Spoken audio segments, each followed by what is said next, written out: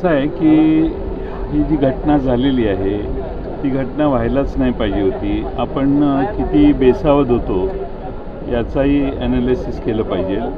त्या ठिकाणी संरक्षण का नव्हतं हेही पाहिलं पाहिजे आणि ज्यांनी हल्ला केलेला आहे त्यांना शिक्षा ही झालीच पाहिजे.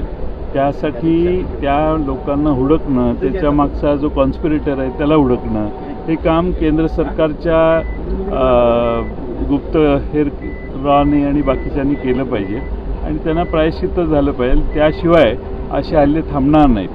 जो मास्टर माइंड आहे त्याच्यापर्यंत पोचलं पाहिजे. मग तो भले पाकिस्तानात असो किंवा कुठेही असो, मियाँ माता जागी त्याला त्याच्या देशात जाऊन नमवलं पाहिजे. हा जो हल्ला झाला हा इंटेलिजन्सचं फेल्युअर एकंदरीत सरकारचं अपयश म्हणता आपण आहे.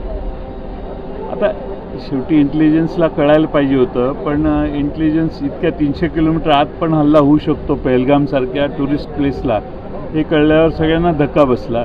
त्यामुळं इथपर्यंत माणसं येतात आणि हल्ला करतात आणि निघून जातात. वाईट काय आहे, हल्ला होतो समजू शकतो, हल्ला झाल्यावर तिथल्या तिथं त्याला उत्तर द्यायला आपला एकही जवान नव्हता आणि त्यानंतर काही काळ बराच गेला. काही लोक म्हणतात, मला नक्की माहीत नाही, की 1.5 तासापर्यंत कुठली मदत नाही आली. हे फार गंभीर आहे आणि त्यामुळं एकंदरच आपण पुन्हा सुरक्षिततेचा आढावा घेतला पाहिजे. आणि केंद्राचे नेते सारखे सांगतात जावा सुरक्षित आहे काश्मीर, तर ते सुरक्षित नाही हे आता पुन्हा एकदा या घटनेमुळं लोकांच्या समोर आले. त्यामुळे सरकारने लोकांना सुरक्षितता वाटेल असा प्रयत्न केला पाहिजे. केंद्र सरकारचं अपयश म्हणता येईल पूर्ण.